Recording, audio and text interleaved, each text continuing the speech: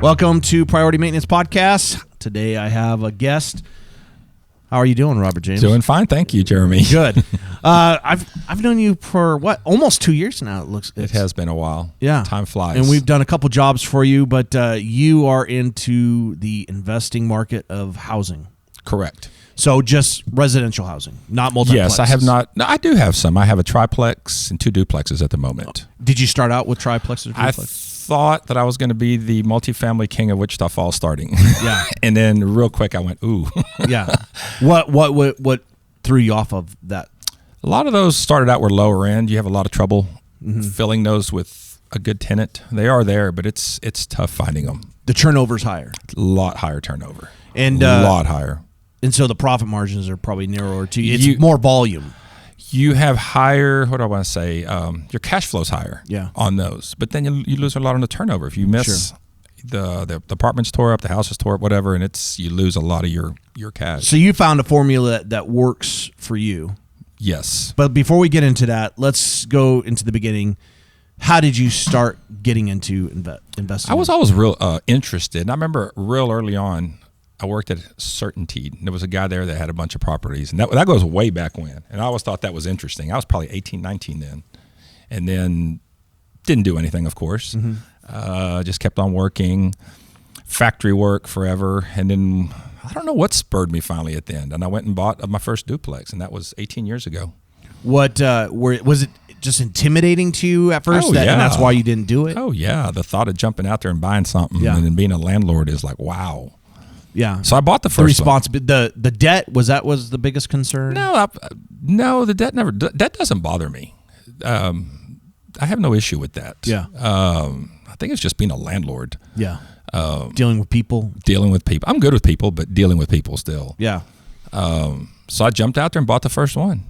And what was that? It was a duplex, 2003 Wilson. I still own it. Oh, do you? So I went from that. Then I bought a triplex, and then I bought another triplex, and then I saw real quick that lower end properties are very time intensive. They're very maintenance wise. Yeah. Then I stumbled into wholesaling. Oh, okay. I don't do much of that anymore. I like to keep them or flip them. So and wholesaling, explain what that is to people. So it was crazy. I bought one morning around 10 a.m. I threw it out to a few people, and by I want to say 5, I had made $10,000. I just flipped it to someone else and never walked into it again. And did that spur you to be like, hey, I should do more of this? That was interesting. And so did you go down that road for a while? I did a few like that, but then I figured then I realized how much money you're giving away. Yeah. You're giving a lot of money away when you're wholesaling. I mean, it's great if you need the money quick. Correct. Yeah. Correct. Then I stumbled into flipping houses. Okay. And I did my first one, and God, I couldn't have picked a harder one. Sure. Oh my God. What made it hard? Just the condition of it? The condition. It was a early 1900s home, needed everything. Yes. Yeah. I've done a lot of work on. Ate me alive, but it was profitable. I made some money. Not a whole lot, but not as much as you went into it thinking. Oh God, no. Yeah, and that's the key too, right? You start looking at your numbers and you're like your fanciful numbers to start with, and then you end up with what you end up. At what stage of the game do you start becoming less fanciful with the numbers? Is it like that first one where you're like, okay, I got to be more realistic? You're pie in the sky numbers. Yeah. I can do this for this, and then you start getting the bills and the supplies, materials. You're like, Jesus. Yeah. So sure. And it's a wake up call. Yeah. So how many homes? And when did you start this? 10, 15 years ago? Flipped. When did you start getting investing? About 20 years 18 years ago. 18 years ago. And then for the first, I want to say 4 to 5 years, I just flopped around and did a few here and there.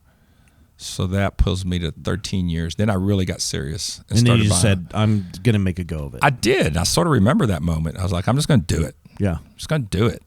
That was sort of scary too. Sure. And then it took off. It just went. Yeah. And it was like, wow. And do you think it was more the right place at the right time, or do you think that those opportunities are always there for people? I tell people, they're like, oh, this is the wrong time. And I hear this all the time. Yeah. This is the wrong time to we've start talked about real estate. And I tell them yesterday was the best day to start. Yeah. I hear that all the time. It's too always late. I hear that all the time. It's too late. No, it's not. They're there. Yeah. And they're always going to be there. They're always going to be because the there. population is not going to decrease. Barring something happened to Shepherd. Sure. God, I've heard that one so I'm many saying, times. let's just say on a broader sense, like not just regional, but like say Texas wide or Oh no, US Texas. wide. No, I had a call yesterday on my Rebecca. We were just talking about from California. So she's I mean, they're California residents are looking at that price and be like, wow. she's a postal worker. Yeah. And she says, I freaking hate California. Yeah. And I said, what do you pay? I'm curious. She said, we pay for way smaller than my property, $3,500. I said, what? Yeah. She said, I just got back hate it from here. a trip from California, and I could not find one person. For one, I did a podcast about this yesterday, but it's just like there's this air of miserable. Everybody's miserable. She was I talk to people, and they're like, I want to get out of this. She was disgusted. She said, I Yeah. can't wait. And I have family and friends that are there, and their kids are older, but they're not going to leave because they're going to be there with the kids. But they're like, it's like a prison. They hate it. They're miserable. And it's like, man, my wife and I, we determined, hey, we're going to get I was born and raised there, lived there for 27 years. And I said, if we're going to do our kids any justice, let's get them out of California so that they have an easier time of making it, in a place like Texas Right. versus California, because you're already behind the eight ball of how expensive. I mean, gas was $4.90 a gallon. I mean, they have a state tax of like 11 to 13%. So I mean, you're already behind the eight ball on that. I saw a thing the other day. It showed it was U-Haul statistics. The number one destination out of California one way, it was out of California. Sure. It was the one ways out of California. Yeah. And the destinations were broken up, but it was interesting. I know a lot of residents are going to Phoenix, Arizona, because that's Yes. only a 4-hour drive. Correct. It's actually only a 2-hour drive to like Blythe to the border of California, but to get anywhere of any substance past Palm Springs is about 4 hours. And so a lot of people are moving to like Phoenix so they can still be close to family within a weekend drive. But I mean, it's a desert. It's like I keep saying, I have family live there, cousins. I'm like, how many millions of people can you put in a desert and run out of And then water? they talk Yeah. They were talking about the Colorado rationing River's water. Yeah, it's dry as a bone. That's scary. Yeah. That is really scary with all those millions and millions of people out well, there. I in don't the think they desert. think long term. I don't think so either. It's just we're getting out, but Yeah. it's like jumping out of the pan into the fire or Exactly. whatever. Because I'm like, wow, it's not. And it's booming. Like we drove through it, and it is. is booming. It's crazy. Yeah. We're seeing a boom kind of here as well. And how has that impacted renting? I mean, are you having a hard time finding renters for your No, houses? the rental part's easy. We're having school starting. That always slows down. But up to this point, I've never seen the rental market so good. Yeah. Never. What I think is weird is the way we're having the rental prices increasing faster than income, but that might not be as We might be large as I was behind the thinking. ball too. Me and my brother were talking about looking for employment, how they're having trouble finding employees. I heard that the stalkers at Walmart are making $17 a night, Yeah. an hour. Yeah. I was like, what? Yeah. That's Well, I talked to one of the gentlemen at Sam's Club, and he was telling me that they don't even learn anybody's names because they have 5 to 7 people come through there a week just quitting, and they start out at like $16 an hour, and they get benefits, Wow. and they can't even get people to apply. We went to El Mexicano a few weeks ago and asked the waitress, is it really as bad? She said the people are coming in seeing that they have to work and leave. Yep. Just sort of like that. She Yeah. said they're up and going. We went to Cheddar's at lunch. As far as you could see, tables were open. We're like, what the heck? She said, no, nobody's here. Yeah. It's like, wow. So I think that goes back to like when I was growing up in school, when I was 16 years old, I paid for everything. I mean, I paid for my insurance, my gas, my car, my food, my clothes. I paid for everything from 16 on. And I just don't think that you see that drive anymore. You know? Don't. I don't know. Really don't. I tell people all the time, I think that we should, like the last 2 years of high school, we should focus specifically on work ethic, because I think that is the greatest national crisis that we face. I don't think people realize it, and I think by the time they realize it, it's going to be too late. But I think I have 2 girls in college, and I've told both of them I expect y'all to work through Yeah. college. Your mom did. Yeah. I expect both of y'all to. Yeah. So, and I've got friends that pay for everything. I haven't even contact. I had one the other day. It's just texting me. It's the morals that you're teaching them. He texted me. He goes, "What are you paying for your daughters?" And I told him. I said, "You're not." I said, "You're paying for everything, aren't you?" He said, "Yeah." I said, "Why? Yeah. Why?" Yeah. You're not doing them any favors. Well, I wish I could do that. You can do that. Yeah. You go ahead and do what you want. That's your kid. Yeah. So and that's it. I mean, you don't tell people how to raise their kids. Right. I think it's. I mean, my kids. I mean, my daughter is 17. She works a full-time job and goes to school full-time. You know, and my son is 4. I have a 15-year-old son, and he was working 40 hours a week for me last summer. You know, and I think, but he just got a PlayStation 5, which is like $1,100, but that was his money. If you have that's a goal. Yeah. Go for it. Yeah, and he still has money in his savings. I mean, he's a saver. He's my best saver. But are you concerned about like anything with renters? I mean, with COVID and stuff, the moratorium and all these different things. Have you been impacted with people not paying rent? Or I've gotten lucky. I know several landlords that have gotten reamed. And from what I understand, those tenants did not lose their income. They just flat out, I'm not paying you. I had one. And was there anything they could do in recourse? Nothing. I had Did they one. evict them? Well, we can evict now, so I'm assuming they have. I had one tenant that got a little mouthy with me, knew I couldn't do anything, and then we lifted the moratorium, and they obviously didn't realize that, and they got served, and then their tone changed. Yeah. Please don't throw me out. Yeah. Why you gotta be like that? Yeah. So did you kick them out? No, I let them pay everything. Yeah. I let them pay and stay. Did they apologize? Heck no. It wasn't bad enough that if they would have really made me mad, I'd have kicked them out no matter And what. I think that's too the mindset too. Like, I would have been embarrassed. Like, there was a sense of shame. Like, you'd be embarrassed. There is none of that. There's no shame. There's anymore. none. Is that concerning to you? But in the future of the country, sort of. But when they're paying you an extra, what is it? $600 a month, a week now? Yeah, $600 a month. Is it a month? Yeah, I think so. Well, they're making more on unemployment than going to work. It's a week, isn't it? Yeah, it's a week. It's a week, so they're getting that. Well, they're getting that plus if they have children. Yes, plus why would you go to work? Which is horrible for everything. For everything. That's one of the reasons. I read a thing that there are more jobs than there are people unemployed right now. Wow.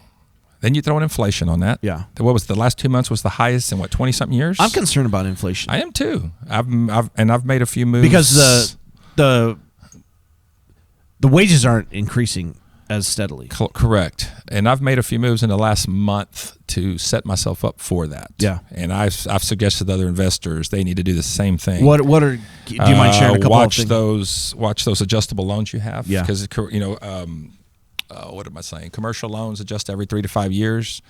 If we go into just those can skyrocket. Yeah. So are you putting everything into long-term financing? I did a good chunk. Yeah. I did. I thought, you know what? I'm going to do this. Yeah. And so how does that work? If you don't mind saying, how many rentals do you have? Right now, I have 50 properties, 55 doors. And do you all of those on loans typically? Oh no. There's just a small portion on loans now. Yeah. But the ones that were adjustables with the balloons. Sure. And I capped that. I killed that. Yeah. So, and I suggest give you some more peace of mind. I suggest a lot of guys look at their portfors and see what you can do on those. Yeah. Because I mean, it could not go nuts. Right. But it says in your commercial, your paperwork, this loan ends on this date. The bank is under no obligation to refi this. Yeah. It is due. So when you get that, the bank can just say, "Hey, give us our money on the property." Yeah. So that's unnerving. Read it. Yeah. A lot of people don't know that's in there. Sure. And it's in very bold paragraph. What do you anticipate in the next 5 years where the economy and the country and housing? You think it's going to tank? You think it's going to just keep booming in Texas? I think we're going to plateau at some point. We have to. When you have 8 million, whatever the number is, 7. Right. What is it? 8 to 10 million in moratorium foreclosure. Yeah. Right. I think it's so I read something.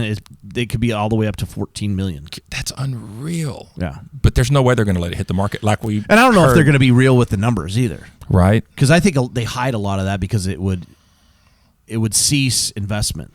And banks would start holding back a little bit. And what concerns me right now is what I keep reading about these large, are they corporations or bonds or whatever that are going to wanting to buy up billions of dollars. I sent you that article. You sent me one. I've been reading about 14% BlackRock of available housing. But that tells you two things, I think. One, that here they're willing. I think they manage somebody said up to $6 trillion is under management. To say that, for them to say, hey, we believe in this so much that we're going to invest in it. I mean, to me, as just somebody getting started in property investment, that kind of makes me feel a little bit better. That these correct. big guys are putting money Look in up what Zillow's doing. Zillow's really pushing into buying properties also. They buy properties? Yes, they do. Wow. Look. Isn't that kind of like a conflict of interest? Can't they skew That's just certain one of things? you can actually go on the Zillow website and click on her to get an offer. Really? Yes, I stumbled onto it by accident. I looked it up and I was like, what the heck? Do you want a Zillow offer? But they're probably not going to give you top dollar. They're probably regional. Like they probably read up on Zillow. I will. They are pushing hard Does to that concern really you? Yes. Yeah. Their internet presence is overwhelming. Yeah. It's absolutely when overwhelming. I look for properties for sale, I go to Zillow. Everybody does. Yeah. I mean, Trulia is like a back competitor, but Well, I don't even think they're a real competitor because No. when you put on Zillow, it puts it on Trulia. Yeah. When I put it on Zillow, there's like 4 or 5. I wonder if that it puts Trulia my is room. owned by Zillow. It may be. Because PayPal, for instance, PayPal owns like Zoom, Venmo, and so they have different platforms, but they're all Correct. owned by the same person. So it's going to be from where I started in real estate, it was truly a mom and pop, Yeah. whatever. Those days are over. Yeah. We're talking mega corporations with lots of money, lots of. I think that's good internet for presence. a seller. I think it's bad maybe for an investor. Because then you're going to be competing harder with guys. and harder to buy properties moving forward. Yeah. It's going to be harder and harder. So that's. With that, that goes back to when was the best time to start real estate. Yeah. So I mean, it's just harder than ever, but you still got to start today. You're going to start. Yeah. You got to start ASAP. Yeah. And I couldn't even imagine starting though. Even though it is start with getting in with the banks and because everybody seems to be a lot tighter right now. I had Jeff Taylor on, and he does believe that there's going to be some significant changes in the next 5 years. What does he think as far as a crash, a leveling out? What does he think? He definitely believes in an adjustment. I don't think any of us can predict a crash. I mean, we've been saying that the moratorium is going to end for, a year? Right. And they just keep kicking that. I mean, Biden just extended, and he even said, it's not legal for me to do this. Said that. That's insane. But I'm still going to do it. I'm still going to do it. I mean, that in and of itself, I mean, when somebody says this is against the law, but I'm going to do it anyway, and this Right. is the head of state, I mean, people need to stop. I think we gloss over what people say too quickly. And for somebody to say, this is illegal, but I'm going to do it anyway, people need to just stop what they're doing and stop and say, then they're willing to do anything. Mm-hmm. If they're willing to openly admit that they're breaking the law and still do it. that's the part that just floored me when I read that. Yeah. Iowa Park's still not doing evictions. Wow. That came up the other day, and I asked another guy that knows, and I said, why? He said the judge refused. Apparently, it's a small office. I have been in there, and they said they cannot do the 6 feet social distancing. I said, you're kidding me. I thought that, what's the point of 6 feet? So I asked him, and he said, I mean, we could go down the COVID rabbit hole for a long time. No. Yeah. So he said that judge refuses to do them. Yeah, And there's some very angry people I would imagine. since Wichita's doing them. And Wichita's been doing them now for, About 6 months. has it been that long? Yeah. Well, one August. judge. One judge will, and one judge just started. Okay. So that's, And people didn't realize that you could pick the judge that you wanted. yes. You used to not be able to. You used to Yeah. have to go to the correct precinct. That's something that I just found out fairly Yeah. recently. And I did not know that. Yeah. So that makes some people happy. Yeah, for sure. Well, it's very frustrating to have ownership of something and then be told or even mandated Mind-boggling. what you can do. Mind-boggling. What you own. Mind-boggling. You read those articles with the landlords in the blue states that are just going bankrupt. Oh. There was a guy on TV the other day saying that I guess he had it sounded like some higher end rentals. Mm-hmm. He said the guy has not lost his job. He's bought multiple boats. Literally just laughs at him when he tries to get his money. Just laughs at him. That's once again goes back to the mindset of people that everybody's in it for themselves now. Did you see the shooting in Las Vegas? The landlord killed 2 tenants. Really? Yeah, look that up. I will. So that one was a little hazy, but it came down to money. Yeah. And there was an Well, I elderly think landlord. people don't realize that, some people might not pay out of desperation, and some people on the other end needs that money out of desperation too. They sell bills. I see that. I do. I mean, there's ones that are just flat broke, but at the same time, how do you owe them a housing? Yeah. Out of your pocket. Oh, I don't think you should. How about the ones that are paying utilities on top of that? Yeah. Whoa, that's just, and they're well, you could cut them off. You cut the utilities off. Not to an apartment building, you couldn't. I mean, I think there's ways around that, but I'm not going to say that I've thought of so exactly. Yeah. Me too. I've thought of all kinds of stuff, but sure. I've got to say, living in Texas, we just have it's a very landlord friendly state, and I think it is dependent upon county as well. Austin, if you're in Dallas or something like that, this is you're true. Gonna have a hard time. Austin, I've got a friend down there who's a realtor, and she said they have a harder time down there. It's just like a liberal mecca down there, which is crazy. Austin is so nice.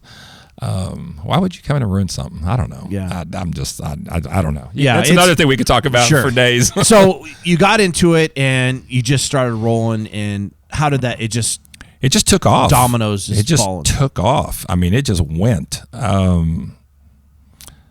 So that probably 13 years, and I've been full time almost 12. I mean, it went. Yeah. In that short time, I was able to replace things. I remember when I was working at Howmet. I remember when my income equaled what I was making at Howmet, and I was like, "Whoa!"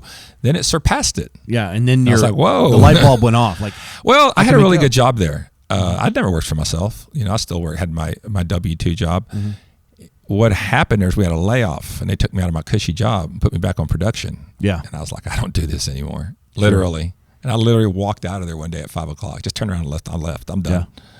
Yeah. The light bulb went off. It did. It just said, I don't do this anymore. Yeah. I do not. And but I would encourage people to not just quit their job and just dive head on into God, I've told so many of them, just do work not, a job for a couple not years. quit your job. Yeah. Do not quit until you're very established with your banks. I remember at that point, I was trying a new bank. And I remember they called me and said, we're verifying your employment. I said, I quit. Yeah. And I thought, well, that's the end of that. But it didn't matter. I had other banks. Sure. They did it. Yeah. And I remember another banker I'd worked with for a long time said, I think too, once you get assets under management, once you get then you your have assets, leverage. Once you have money in the bank, your equity, it changes. It completely changes. When you go to a banker, and this is like another light bulb moment, you go to a banker and, can I borrow some money? No, that changes. Mm-hmm. You go to a banker and you say, what do you have to offer? Yeah. And I don't care. I'll go down the street and check on another one. This is true. And they know that. It changes. The balance of power changes. It goes from them to you. And how many houses do you think that is? 20 houses in? 30? Probably somewhere around there, I'd guess. And then if you're good with because your then money, then you have assets you could show. You have assets and you have... I have this to leverage. And then the bank is like, hey, I can loan this guy money. He has 20 houses that he could leverage. And then like flipping... I just put all that cash away. I didn't live off it. Yeah. I just put it away for whatever. And then, like I said, the balance of power changes. Yeah. So. That's my mindset in flipping and renting, buying houses to rent is, I'm not going to touch it probably 5 years. Just put it away, continue to use it, and so on and so forth. Right. And if you live below your means, that just makes it even better. Because there's I'm waiting to get rid of my kids to live below. Might have both moved out, and they're still costing me. Yeah. We were looking at MSU's her cost this morning, her charges this morning. I still haven't looked at the Texas Tech charges. Yeah. I don't want to. How did that change? Quite a bit. Texas Tech. Texas Tech isn't much more than MSU. Yeah. It's their. Do they get benefits of it being Texas Tech versus MSU?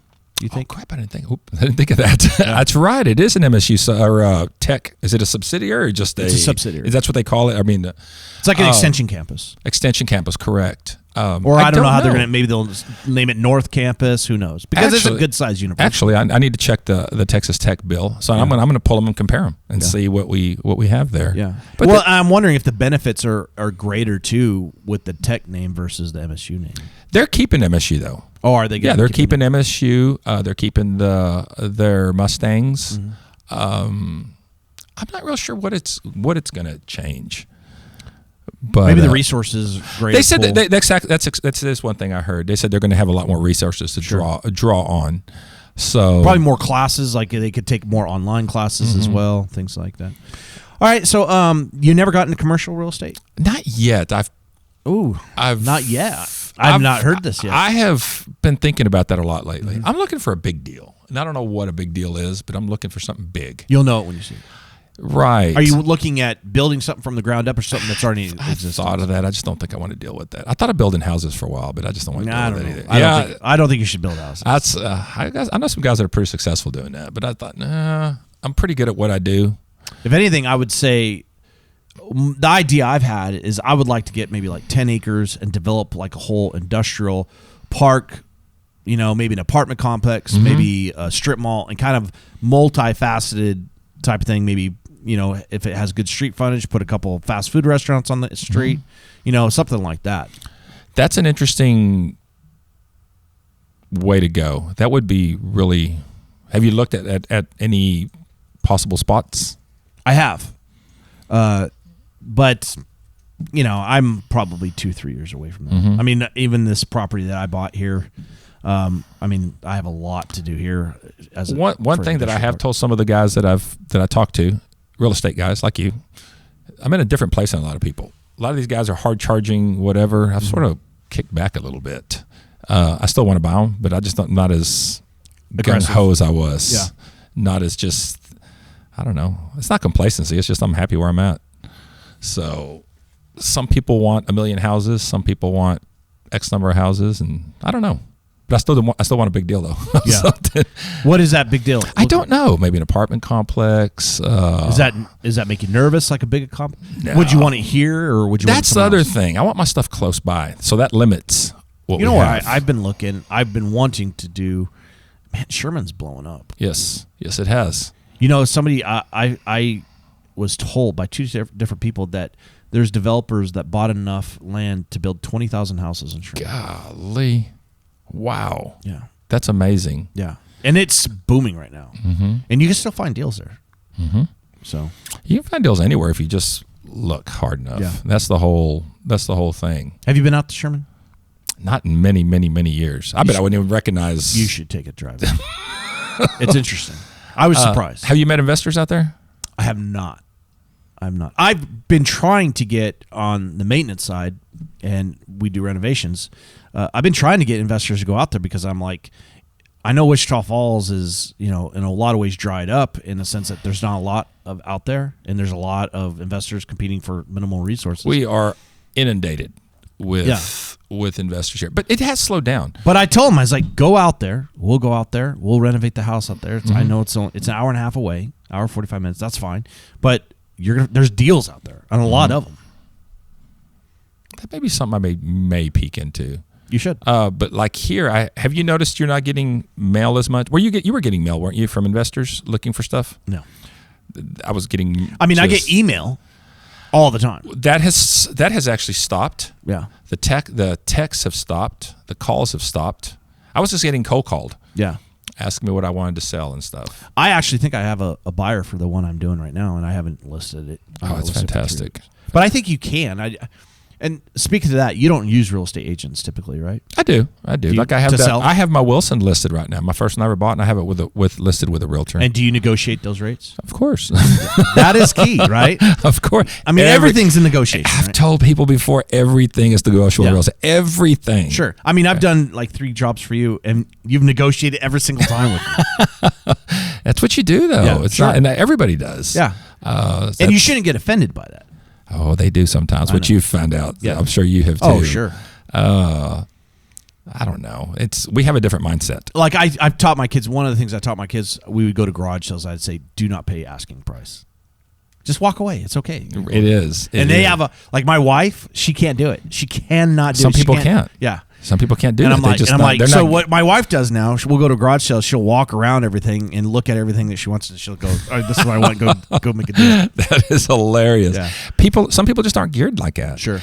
I think that's something that could be trained into. That goes back to when I was still at Howmet, which was really interesting. I would have these guys come down that had degrees and this and that, and they were just fascinated by what I did. Yeah. And they would come ask me, and it always came back to, what if they hadn't paid you and the houses and the rents due? The house payments due. I'm like, so what? You pay it.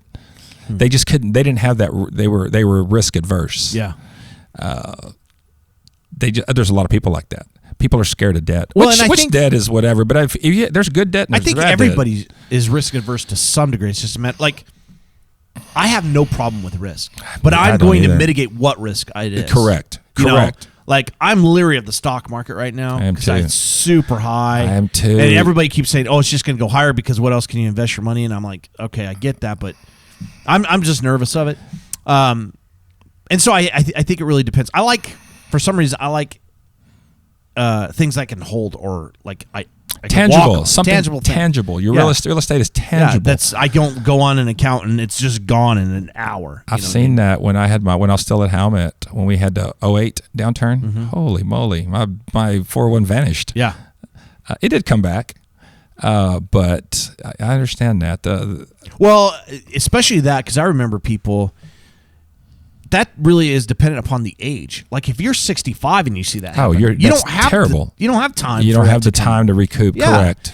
Or if you're in your 70s, I mean, so it really depends on the age. Like if you're in your 30s or 40s and that, you have 15 years for that to come back. Correct. And so that's really dependent upon the age of where you're at. Mm-hmm. And because there's a lot of people who are planning on retiring 08, 09, 010, and then they couldn't. That was rough. We're going back to what we were talking about risk. I had a buddy, we were eating lunch a while back. He's interested in it, but he'll never do it. Yeah. And he was going, he goes, how do you gamble on houses like that? I said, it's not a gamble. I said, I look at it, and when I make that offer, if they take my offer, it truly doesn't matter what's wrong with that house. Yeah. Because I've already, the big ticket items, the roof, central heat and air, foundation, they take my offer from there on, it doesn't matter. I'm good. Yeah. And I said, it is. That's just how it is. I like that form of investing in real estate because it is tangible. But one of the things I've been thinking about too is investing in businesses too. Because typically, I mean, what you're doing, I mean, that's typically what the stock market is. You're investing in businesses. Correct. But maybe being like looking at business, the only thing I'm nervous about on that is one, you're dependent upon, you don't want to be doing all the work. But then two, with the work ethic and the labor shortage, I mean, I don't know if that's a good investment either. I don't know how you do that, but I think the upside is way higher. We're going to have that problem for a while. Yeah, We just are. what do you think's going to change that?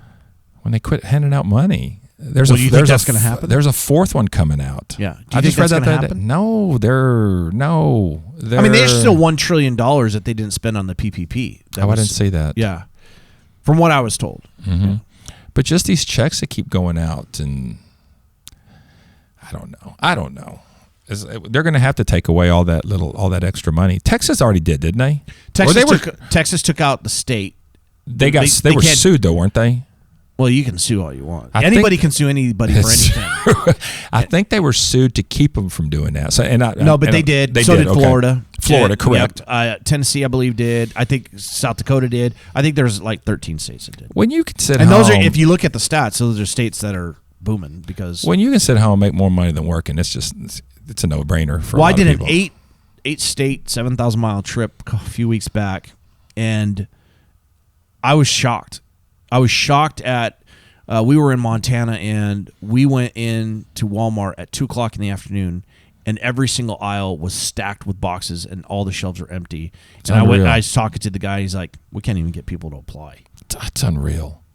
I mean, there was That's just- banners for starting out $18, $20 an hour, no experience in these remote areas, and they still can't get people to apply. Wow. Yeah. I don't know. We've got that going. We've got which could be the foreclosure tsunami. Could be. I don't think. Sure. I don't think Are they're you going to going to allow it to invest hit. heavily if that happens? Oh yeah, definitely. It'll bring prices down without a doubt. And how long do you think it'll take to recover from that? 10 years? So they've pushed that to December, correct? But even from I mean, then- realistically, I don't expect it to not be extended until we have a different administration or a different mindset in there. right? And I mean, then they're going to it's- find ways. They're right? talking about making them, or not making them, giving them option of a 40-year note. Mm-hmm. So I guess they're going to redo the notes. I don't know how is that through Fannie and Freddie? Don't know. That's just. I just don't understand how they do these things. Like they just say this is what we're going to do, and they just I don't know if they without would any congressional approval. would they and- credit the bank some, or because those banks are taking a beating. Well, and that's another thing that I find interesting is because banks get their money from the Fed and so on and so forth. And in a sense, there is I always say this: if you take money from the government, you're going to owe them something. Correct. So banks are they're in the same boat. Everybody's in the same boat. If you're taking money from the government, they're going to take something from you. It's just, that's the nature of money. And so if banks are taking money to then loan out, and then if the government says, well, we're not going to loan you no money at all unless you do this program, well, then they're forced to do it regardless if it's good for them or not. Right. Because what choice do they have? It's either that or fold. Right. You know, and if other banks are giving cheaper money, then those banks aren't going to be able to compete, and then they're going to fold anyway. So it's just an extension of, hey, we have to do this for our own, you know. It should, like the rest of the year, should play out like it is now, I think. I don't see anything changing. Where are we all? August? Yeah, we're in August. I don't know. No, I don't. And even in December, you're not going to have a tsunami of foreclosures. They're just going to, I guess, start. I guess. Well, the thing that's really concerning to me is the inflation aspect of it. That's it. That part is interesting. Let's say, because people are on fixed costs, so if food and all these different things are rising, they have to pay for food and all those things. So then, I mean, there's a convergence of, well, all these prices are going up and I only have this much money. Exactly. So what do I do then? You know, and then it gets into the trick of, well, then the government's going to be like, hey, we're going to have to help families out with inflation, so they're just going to print more money and give more money, which is going to devalues the dollar, extend inflation even more. Right. It just, and then when at some point interest rates will go up. Yeah. And they could really, really go up. So I don't know. I don't know how that would affect us as investors, or. But heck, everybody's been investing. Even was it the 80s when they were still 18-20% exactly interest rates. You were still had investors, and that's what Jeff said when I interviewed him. I said, in all your years of banking and 40 plus years, what was the worst time? He said the 80s by far. Right. He said it was insane. He said banks were folding like crazy. Yes, that's right. I mean, it was just nobody could get loan. I mean, it was really bad. I mean, plus they were just coming out of the 70s of OPEC and things like that, the valuing of the gold standard. I mean, there was a lot that happened. If we go into something like that, if you have good credit, you have assets and all that, that's just will be, unfortunately, be great for investors. Yeah, but don't you see the disparity of rich and poor getting upgraded? Without a doubt. I was watching a TED Talk one time, and it's always stood out what he said. I can't remember who it was. He was a billionaire, and he said, I don't want to have to live in a gated community. I don't want to have armed guards 24/7. And that's always really stood out to me. Yeah. Because you would live in luxury, and then 80-90% of the masses are here. Sure. And that really, really struck. But that's really what's happening. It's sort of seems. I mean, because they are killing the middle class with inflation. The middle class is what pays taxes. What were they talking about the other day? Were the rich, how much richer they got during COVID? Yeah. It was like something like 35-40%. It was crazy. Yes. It's insane. It was. It was showing how it just shot up. I've seen my net worth just really increase during this time, and by doing nothing. Your property's just, I can't believe what they're worth now. Yeah. I'm surprised you haven't just, like I've asked you this several times, have you ever been tempted to just sell it all, take the money, put it in like a IRA or something, let it sit there, let it depress, then buy it all back for a discount? I just ran into a buddy of mine yesterday. He told me that, he said, me and my dad were talking about you. And they said, if we were you, we'd sell everything.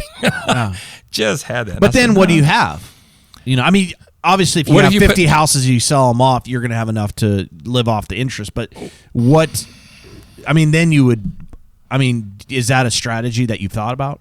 No, I haven't. Why? I know some investors have been selling. Just because the work that would involve? You're giving away a good chunk to taxes.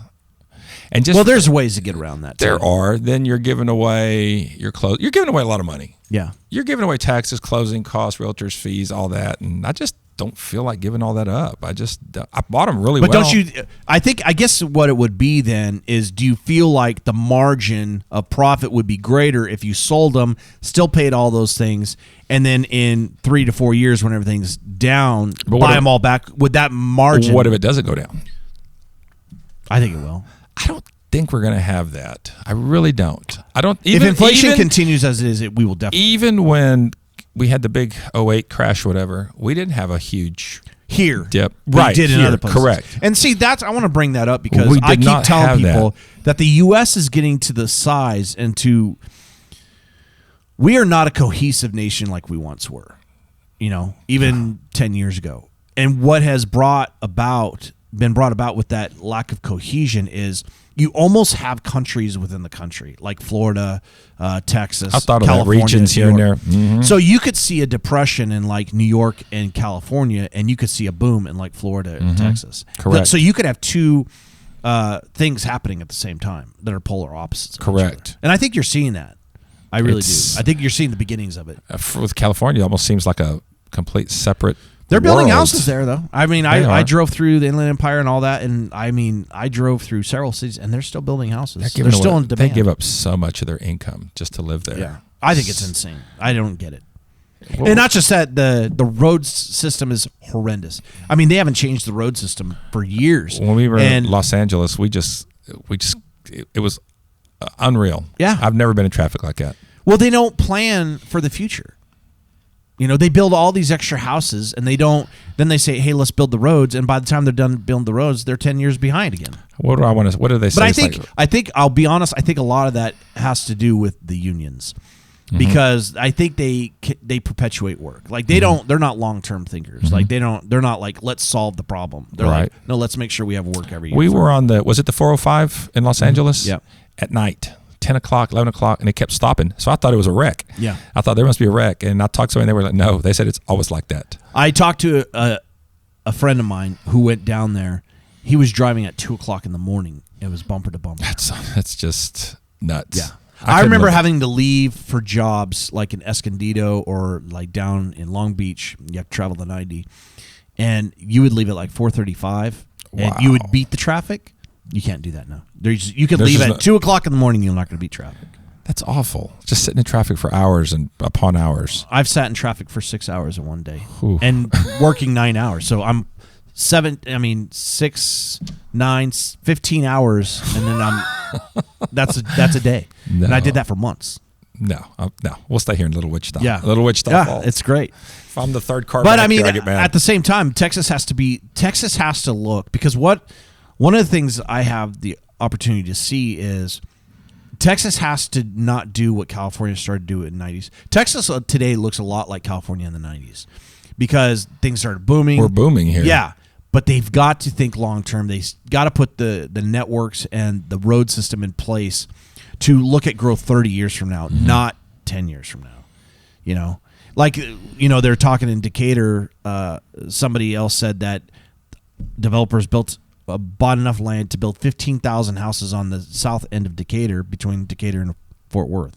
So Oh, basically, wow. you're going to find Solid Wow. City from Decatur all the way down. Oh, yeah. Yeah. And that's what's going to happen. But I mean, they need to put those things in place. You had seen over the years, we go that way a lot, and you had seen the neighborhoods pop up. Yeah. Past Decatur. There's another one. but they're There's not another one. expanding those roads either. And I understand their mindset is, well, we have to make sure we have the tax base. We have to put the houses there so we can take the taxes so we can build the roads. But I don't think that's You're seeing that between Denton and Decatur. yeah. Holy moly. And heck, on the other side, toward McKinney, that's Yeah. just But there's still unreal. only 2-lane highways on each side. Yeah. It's just And maybe they're keeping the easements, probably. I'm not sure. But it's just going to be a mess at some point. It's going to be a nightmare. That Decatur, now that you get close to Denton, red light. Denton and is then insane and then right that now. other red light came in.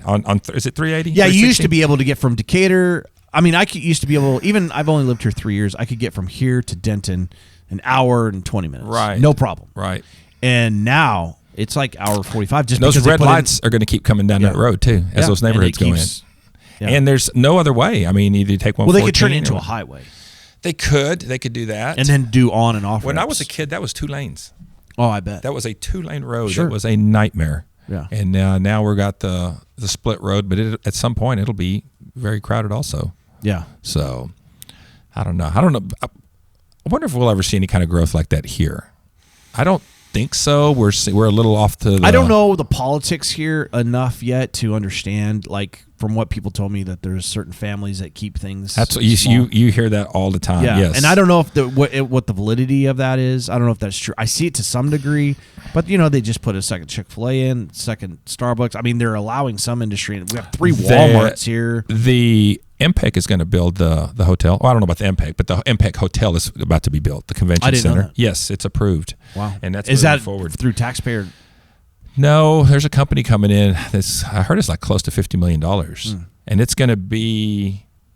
Is it going to be in the front? It's going to be in that front parking lot. Well, that it's so huge. They said it's going to be yes. It said it's going to be very, very big. How tall? So I don't remember. I think it was like, if I want to say correct, 200 rooms maybe, if I remember correctly. I think they should put more. I think they should start going up. One of the things I criticize Wichita Falls, it drives me insane, is you would not know we had a downtown at night because nothing is lit up. It's like death.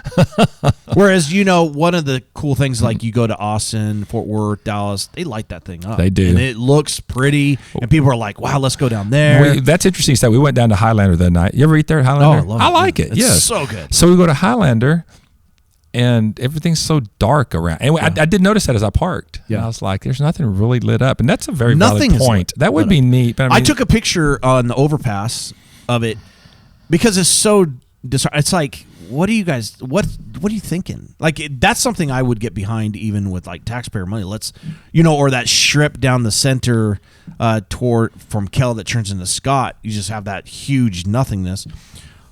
Put solar panels there the entire way and just to light it up. Just to light it up, Another thing I don't think that people are visionaries in that sense. Like, let's get out of the norm of thinking, like, let's transform this place for our kids to want to stay here, that they don't move out. Like we could create industry. I think the 2 new high school approvals is a good thing. I think so too. We've been with my kids playing all kinds of sports. We've gone to all these new schools all these years. With Holiday, we have a newer school, but we'd go to the Wichita schools and they were old. We would go out of town to the new schools. Old High is an embarrassment. We would go to Ojai, and Ojai is a mess. Yeah. A mess. And I feel bad for everybody who has to go there. I mean, it's great nostalgia, but I mean, at some point we have to say, building is done. Oh, it was done 40 years ago. When the people get mad about the maintenance, there's just X you can do with that, and it's just done. Then it becomes you're spending more on maintenance because it's an older building. Yes. The school is just going fantastic. I don't really care for the tax increase. Now, that's another thing. Holy moly. The tax increase this year was wow. Yeah, I saw We that. protested 27 properties, and we did get some off, but nowhere near what my opinion. But then again, if everything keeps going up, we'll be undervalued, I guess. I don't know. Well, I do like Wichita Falls in what it provides. I think it's a safe community. I think it's pretty well balanced. I think there's some things that we could do to improve on to make it more family friendly. I would say, like, there's not a lot for families to do. Oh, you hear that all the time. Yeah, and that's one of the things I think they would have. I think they have opportunity to, like, downtown. Like, you're not going to get families down there because there's nothing for families to do down there. You hear on the Rant and Raves, which I like that, by the way. I went on there a couple times and I'm done. You can't do it, say anything. You No. just got to read. You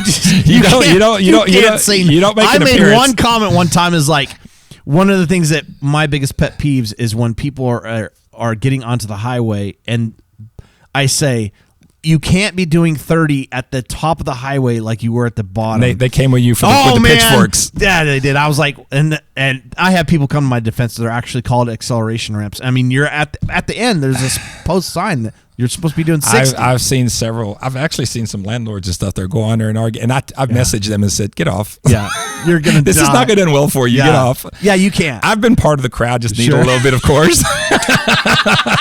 And then I jumped off. Yeah, that's funny. But anyways, on Rants and Raves, you see there's nothing to do here but go out to eat and drink. That's it. And I'm like, if you got kids, it's different. You're getting drugged to. But once you don't, it's. I mean, Castaway Cove is really the only thing. I think Castaway Cove was a great addition to the city. Phenomenal. The ones that just trash it, I'm like, that's the no crowd. Right. You see them, they vote no on everything. Yeah, but they're all probably 65 plus and they have and no I like kids. to say, if the no crowd had their way, we'd still have dirt streets. Yeah. We don't need no concrete. Sure. Gas lamps. Gas lamps. But yeah, they trash everything that I'm not we do. opposed to taxes as long as you're getting an equal or greater value for your taxes. The schools are great for Wichita. They are. I mean, I'm not a fan of the taxes. Plus, I don't know enough about. I mean, our kids don't go to the schools, but I only have one kid in school left. My other one's in college. So, but I think the schools could be better, but I think a lot of that's facilities too. We living in Holiday. We have Because you're going to get greater talent by bringing in nicer schools. correct. When I've never forgotten taking my kid to we were already starting the new grade school, so I've never forgotten walking in there with my kid to the elementary school. It was a freaking dungeon, and I remember going, "Oh my God, I can't believe my kid." But we benefited from the new school. Sure. She was there a few months, went to the new school. They redid the elementary. New elementary, completely gutted the high school and junior high. So we benefited from new schools the whole way through. It was fantastic. Yeah. So after I saw that, I said, I think this is a good idea. I think going back to investing, I think that when you improve certain things, I think there is a balance though. I don't think that you should be like overly this. You need to have good leadership in, okay, let's take this dollar. We only have so many, and let's see how much we can get with that dollar, right? I was listening to the Sunday show. I think it's Henry Florsheim that's on there, and talking about when they bring in people from companies, they want to go see the schools. Second, was it the second or the? Did you hear that one? Yep, it's the second most thing that they ask. And he was like, "Man, our schools are rough," and I'm like, "They are." Yeah, we've played. Well, many I don't games think people in those realize schools. that. I think I voted for it. I'm not a tax person. Like, I'm a libertarian and I'm for the least amount of government as possible. However, businesses are going to come in more if there are things in place for them to convince their employees to come here, right? And if they say, hey, we got 2 new high schools, we got these things, great restaurants, great thing, employees are going to be like, oh, and it's cheaper cost of living? Yeah, let's go there. You know, they have to sell that, right? They have to do, it's not just a company comes in. Companies have to sell that to certain people. Then they have to. Then the other thing they said we can't. We don't have the employee base Right. for the large corporations. We don't have. I think that'll increase over time. You know, I mean, I can't stop beating the pulpit on how important it is to teach work ethic in schools. Because this is the reason why.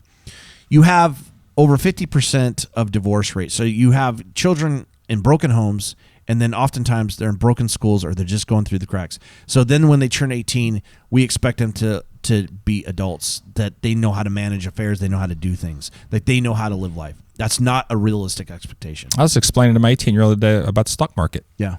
And she even said they didn't teach us any of this in school. Not a thing. I taught her that. I taught her how to do her bank account. Yeah. But isn't that frustrating to you as a parent that here we are paying these taxes? They actually had a little bit, if I remember correctly, a little bit of class on something like that, but not very much. But not like this is what you need to know. I've showed them how to pay their credit cards. Sure.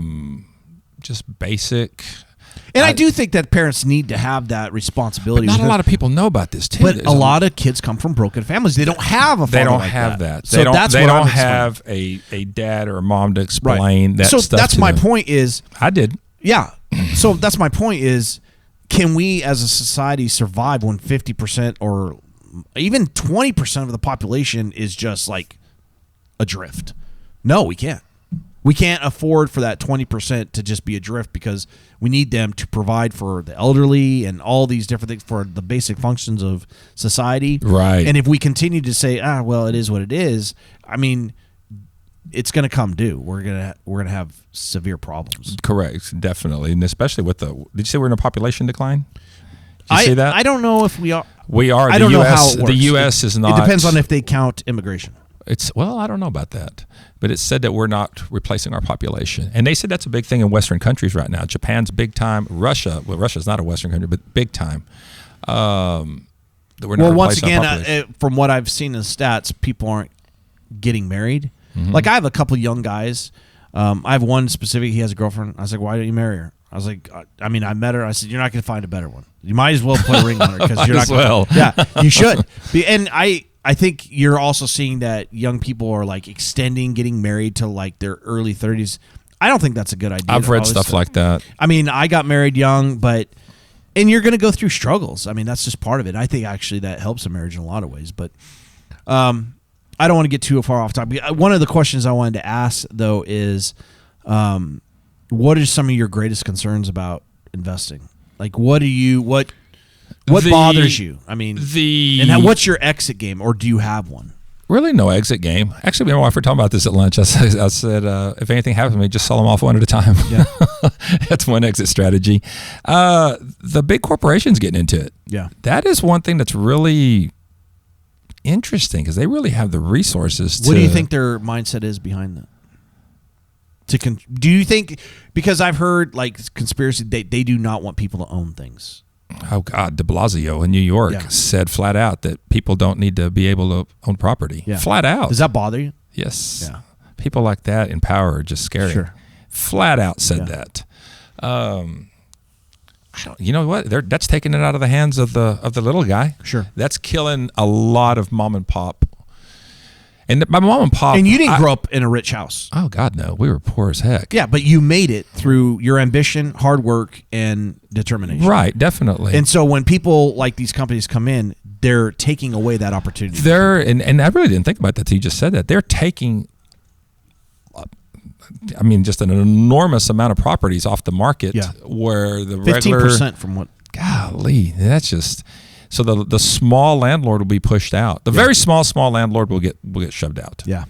And then you'll have me at 50 is a bigger one, I guess, and there's always way bigger. Sure. But that's going to be interesting moving forward. And not just, I had mentioned Zillow. Look up Redfin. That's another company that's doing the same thing. I'll look into that. Look into both of those, what they're doing. Money, even if the interest rates shoot up, that really won't affect me as much, being as established as I am. Yeah. Now that'll really hurt new people. Sure. Starting out. But it'll also benefit like BlackRock.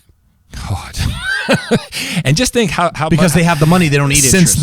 Since their margins are so big, they're just going to massively wealthy. Just and it's a game in the sense that they can, if they own so much of the market, they can almost dictate the price. Correct. So that's weird. Corporations owning so much. Sure. I mean, that's just now that's one thing I never thought of before. Never. Yeah.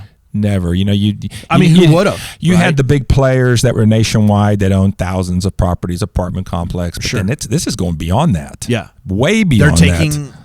They're taking single family residences off the market from. Well, they were saying they were buying. Was it Houston? That guy said that they bought whole neighborhoods. Yeah. And they're targeting specific areas too. Correct. But that's really interesting. It's going to be an interesting 10 years, and we'll see. So in the investing market in real estate, is that one of the reasons why you're thinking commercial? No, it's just because they're not as aggressive with the commercial. I've never done one, but just think about this. But that might be their next play with the COVID. I was reading an article saying if you own a lot of Class A office building space, I'd be very worried going forward. Sure, because a lot of these people will never go back to work. Yeah, they're going to push. I mean, there will be. I mean, well, I think that's a cyclical thing. I think in 10 years they might, but it could. People are so in the now and what they think. They don't think like 5 years, 10 years, 15 years down. Oh, that's so true. So true. A lot of people don't look beyond today. Yeah. Today. Whatever's happening today. I don't think our country as a whole necessarily looks beyond. We're in an interesting spot right now with what just happened. Did you see the Chinese telling Taiwan? Yeah. Don't look them to back you. Yeah. Are you concerned with China at all? Oh, I've been for years. Yeah. I've saying for years they're our enemy. For sure. years. Yeah. I said they're not our friend. I think they're our number one threat. Without a doubt. Across the board. I don't think people realize that. I like to read a lot. And I was reading a thing talking about Taiwan. They said this goes back to the Clinton era when they were threatening Taiwan, and Clinton sent 2 aircraft carriers, I believe, and backed them down. And they've been working really hard since then because they really lost face. Yeah. So, have you read about their hypersonic missiles? Yeah. The Russians did too. We're developing. We're developing them as well. too, but I think we have them. But I do too. Our aircraft carriers can't get close enough anymore. Sure. Their hypersonic missiles reach way further than we can get. So that's changing the geopolitical game plan. Yeah, it is big time. Yeah. So it's an interesting world we live in. It is an interesting one. Yeah, I think that, they say, I was listening to, have you ever heard of Dan Carlin's history podcast? It's pretty good. It's a little long. You have to listen to it in stages because they're like 5 hours. Oh, wow. But he dives deep into this stuff. And, but, one of the things is that, one, they plan long term. Oh, definitely. Years and years Yes. and decades Yes. and decades and decades. Heck, we're not even out of Afghanistan. They're already in there. Oh, They're talking they want all those precious metals, and I didn't realize that, how many deposits. I saw a map of Afghanistan the other has day. a huge. It showed the maps Yeah. of precious metals Yeah. that the Chinese want. Sure. And they're already moving in. Yeah. They said they're fixing to make $1 billion deals with the Taliban to come in and start mining. Well, one of the things Dan Carlin was like, in the last 70 years, we have not. It's been relatively peace in the sense that we've not had two superpowers go to war. Correct. For the first time in the last 70 years. A long time. Since World War II. Realistically. Look up what the Chinese are doing in Africa. I have. The Silk? It's not just Africa; it's South America. Silk as well. Road Silk Road Initiative. Silk Road, yeah, and and then it's going South through America, the Middle correct, East and correct. Asia. South America. I didn't know about South America when Yeah. I was at that site. So they're really pushing hard. Oh, yeah. To dominate. Yeah. So it's going to be interesting. And the thing is, they're able to move with increased speed because they're a dictatorship. It's a party. They don't have the guidelines and the checks and balances. Exactly, where the U.S. says you have to do this about human rights, the Chinese don't care. Yeah. And they said a lot of those countries don't want to deal with the U.S. because the Chinese will just give them whatever, a blank check. Well, we got into a lot. I want to have you on again. We just crossed an hour, but there's a lot we could talk about. Yeah, it goes quick. But I want to have you on again, and I appreciate you coming on and sharing your wisdom. And thank you for inviting me. This was pretty cool. Yeah, we're gonna do I it again enjoyed for it. sure. Yeah, I love it. I love talking to people like you who have experience and share your knowledge with people. So I appreciate you coming on, and we'll see you again. Thank you very much. Thanks. Bye.